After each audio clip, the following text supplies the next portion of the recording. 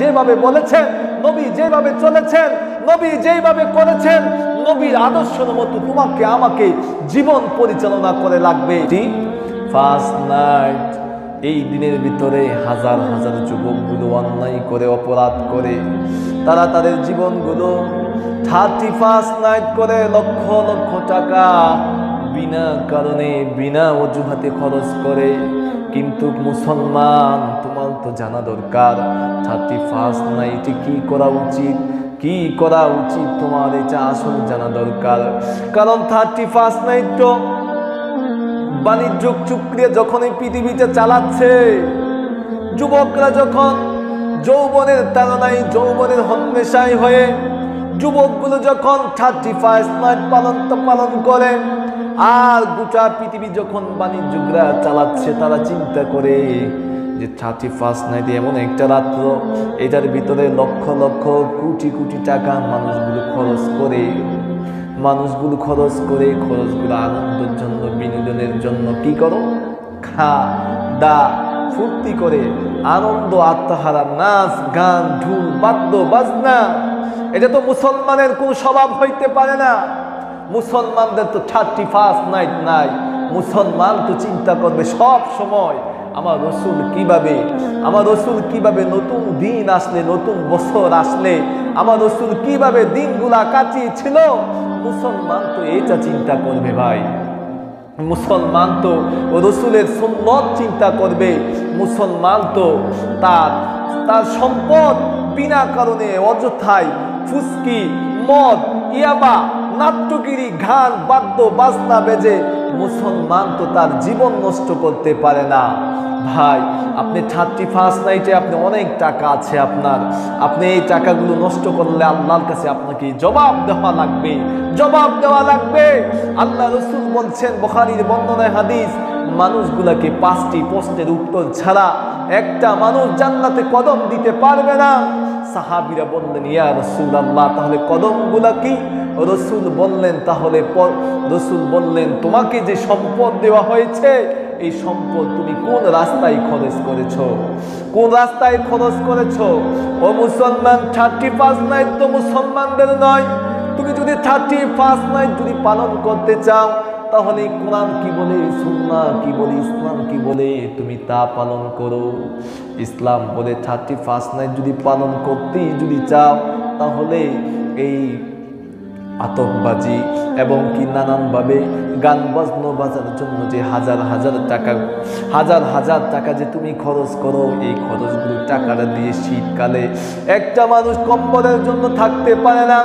রাত্রে 1-2টার দিকে গিয়ে ওই বাড়ির কম্বল একটা কিনে দাও না, এটা তো করবা না মুসলমান, এইটা তোমরা করতে রাজি না। 31st নাইট তুমি তোমার সম্পদগুলা, এটা তো ইহুদি খ্রিস্টানদের কালচার। এরা মনে করে 31st নাইটে যেমন ভাবে খাবে, আনন্দ আরাম আয়েশের মধ্যে যদি রাত্রটা কাটাইতে পারে, তাহলে গোটা জিন্দেগিটা, গোটা বছরটা তাদের ভালো থাকবে। এই সমস্ত বিশ্বাস করা কুফরি ভাই, এই সমস্ত বিশ্বাসগুলা কুফরি। যারা এই নিয়তে 31st নাইট পালন করে, তারা তাদের নিজে তো ধ্বংস হবে, নিজের জীবনটাকে ধ্বংস করে দিবে। ও ভাই, তোমাদেরকে 2টা হাত ধরে পায়ে ধরে বলে যাই 31st নাইটে রে ভাই, তোমার যদি অর্থ সম্পদ থাকে, একটা গরিব মানুষকে একটা কম্বল কিনে দাও। এই করোনার কারণে মানুষের খাবার খাইতে পারে না, অনেক মানুষে পড়তে পারে না, পোশাক নাই, শীতে কাতর হয়ে আছে। ও ভাই, তুমি তাদেরকে একটা শীতের কাপড় কিনে দাও। ও ভাই, কোরআনে তো বলা হয়েছে, দিনের শুরুটা, বছরের শুরুটা করবা নেক আর আমল দিয়ে। তাহলে আমরা কেউ যদি 31st নাইট পালন করতে চাই, তাহলে ইসলাম, কোরআন, সুন্নাহ বলে এই দিনটা তোমার দান সদকার মাধ্যমে, দান সদকা দিয়ে তুমি দিনটা শুরু করো। তাহাজ্জুদ দিয়ে ও ভাই তুমি শুরু করো। রাতের 12টা আসবে, তুমি তাহাজ্জুদের সিজদায় পড়ে কাঁদো, কোরআন দিয়ে কাঁদো, কোরআন পড়ো, নবীর সুন্নাত হাদিস পড়ো, কোরআন পড়ো, হাদিস পড়ো। তাহাজ্জুদ দিয়ে তুমি তাহাজ্জুদ দিয়ে তুমি 31 নাইট পালন করো। আল্লাহর কাছে বলো, আল্লাহ ও মালিক, আমি যেন আগামী বছরটা সুন্দর মতে কোরআন সুন্নাহ আলোকে তোমার নির্দেশিত পথে যেন চলতে পারি, এইটা আমাকে আল্লাহ তুমি তৌফিক দাও। তাহাজ্জুদের সিজদায় গিয়ে গিয়ে তুমি এই কান্না করো, তাহলে আল্লাহ তোমার ভাগ্য পরিবর্তন করে দিবেন। কিন্তু যদি তুমি এতলা করে যদি বিস্কি খাও, মদ খাও, ইয়াবা খাও, গান নাচো, বাদ্য বাজনা বাজে, যদি রাত্রটা যেমন মন চাই তেমন নাচো, যেমন মন চাই যেমন তেমন চালাও, তাহলে মন রে মন, এই করোনাতে লক্ষ লক্ষ কোটি কোটি মানুষ বিদায় হয়েছে, তোমারও বিদায় হওয়া লাগবে। মরার পরে তোমারও জিন্দেগির জন্য আল্লাহর দরবারে হিসাব দেওয়া লাগবে। এজন্য তুমি কি করবা? যদি প্রকৃত মুসলমান হয়ে থাকো, নবীর উম্মত হয়ে থাকো, আল্লাহর বান্দা যদি হয়ে থাকো, আল্লাহর গোলামির জন্য যদি জীবন চালাও, আল্লাহ যে রাস্তায় বলেছে রাস্তায় যদি চলতে চাও, 31 নাইট নয়, দিনের শুরুটা হবে কোরআন দিয়ে, দিনের শুরুটা হবে হাদিস দিয়ে, বছরের শুরুটা হবে আল্লাহর কাছে তাহাজ্জুদের সিজদায় গিয়ে। ও মন, ইহুদি খ্রিস্টানদের কালচার তুমি গ্রহণ কইরো না। তুমি ভাইব না এ রাত্রে যদি ভালো খাও তুমি ভালো পড়তে পারবা, এ রাত্রে যদি ভালো পড়, তুমি যদি গান বাদ্যা বাজনো বাজিয়া মনের আনন্দ লাগাও, এই আনন্দ তোমার গোটা বছর আনন্দে যাবে। এটা সম্পূর্ণটা মিথ্যা বানোয়াত কথা। ইসলাম যেই আনন্দের কথা বলেছে, সব আনন্দের ভিতরে একটা লিমিটিং আছে। কারণ ঈদ উল ফিতর যে আমরা যে আনন্দ করি, আনন্দের ভিতরে আমরা বিনিয়োগ করি। আমরা কি করি? বিনিয়োগ করি। আমরা কুরবানি দিই, কুরবানিতে আমাদের আনন্দ আছে, আনন্দতে আমাদের বিনিয়োগে আছে। কিন্তু কিছু কিছু আনন্দ, এই আনন্দগুলো তো নিজের শুধু, যেমন আপনার পহেলা বৈশাখ, 31 নাইট, বিশ্ব ভালোবাসা দিবস, শুধু ব্যক্তি, এগুলা তো সবগুলো ইসলামের কালচার নয়। এগুলা ইহুদি খ্রিস্টান বৌদ্ধ নাসারাদের কালচার। এই কালচারগুলো যদি ছেড়ে দেওয়া লাগবে। প্রকৃত মুমিন হতে চাইলে, ইমানদার হতে চাইলে, আল্লাহর গোলাম যদি তুমি হতে চাও, মরা লাগবে। এই কথা যদি বিশ্বাস করো, মরার পরে জীবন আছে, ওই জীবনের প্রত্যেকটি কদমের কদমের, প্রত্যেকটি কর্মের কর্মের তোমাকে হিসাব দিতে হবে। এই কথা, এই দিল তামান্না যদি তোমার ভিতরে থাকে, তাহলে 31 নাইট কোরআন দিয়ে পড়বা, তাহাজ্জুদ দিয়ে শুরু করবা, দান সদকা দিয়ে শুরু করবা, নেক কর্ম দিয়ে শুরু করো। এছাড়া অন্য কিছু দিয়ে শুরু করলে আল্লাহর কাঠ গড়ায় তোমাকে দাঁড় হতে হবে। ভাই, তুমি তোমার জীবনটাকে নষ্ট করে দিও না।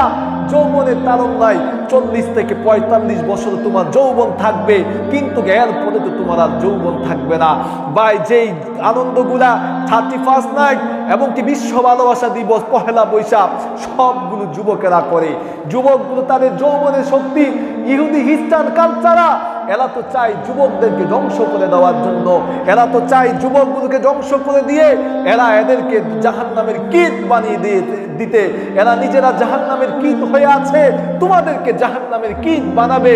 এর জন্য তো এদের এই কালচার, এর জন্য তো এরা ইহুদি খ্রিস্টান বৌদ্ধ নাসারা মুসলমানদের, এর জন্যই তো এরা মুসলমানদেরকে ক্ষতি করা ছাড়া, এর জন্যই তো মুসলমানদের ক্ষতি নিয়ে তারা সবসময় চিন্তা করে কিভাবে মুসলমানের সন্তানকে কোরআন থেকে দূরে রাখা যাবে, কিভাবে মুসলমানের সন্তানদেরকে সুন্নাত থেকে দূরে রাখা যাবে, কিভাবে মুসলমানের সন্তানদেরকে আলেমের সহমত থেকে দূরে রাখা যাবে, কিভাবে একটা মুসলমানের সন্তানকে বেঈমান বানানো যাবে, নাস্তিক বানানো যাবে, মুরতাদ বানানো যাবে। এই চিন্তা তো ভাই এরা করে। এজন্য এদের এই কালচারিং সবগুলো বাদ দিয়ে নবীর সুন্নাত অনুযায়ী আসা লাগবে।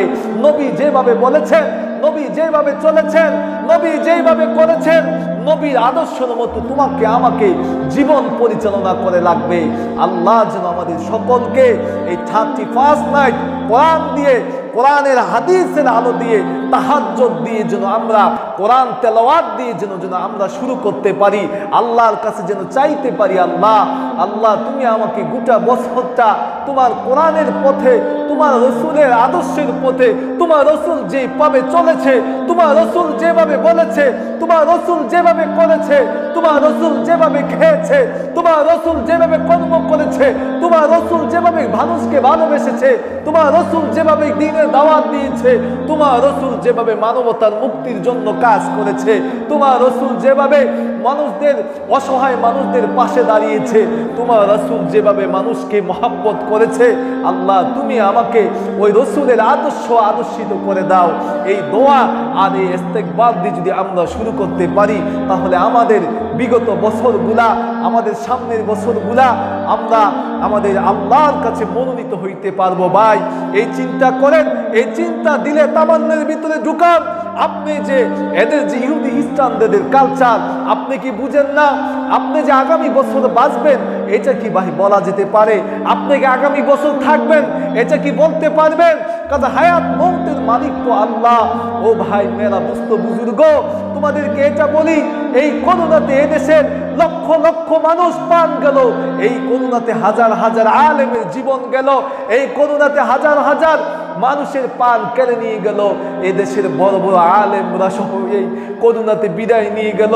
তুমি আল্লাহর মেহেরবানিতে তোমার আমার হায়াত আছে বিদায় আল্লাহ আমাদেরকে সুস্থ রেখেছে, বাঁচিয়ে রেখেছে। আমাদের তো উচিত এই আল্লাহর দেওয়া বিধান, আল্লাহর দেওয়া পথ, আল্লাহর দেওয়া দিন, আল্লাহর দেওয়া রাত, আল্লাহ রাস্তায় কার্যকর চলা।